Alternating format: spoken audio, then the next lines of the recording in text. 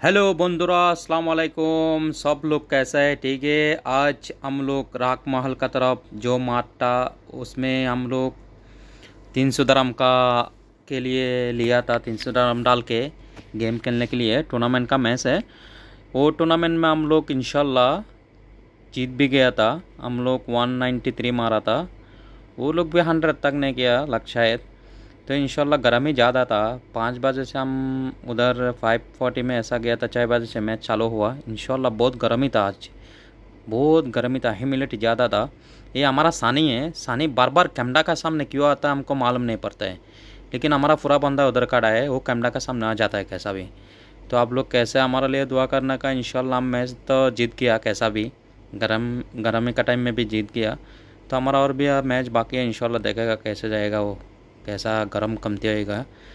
तो हमारा दूसरा टीम भी आएगा उधर देखने के लिए।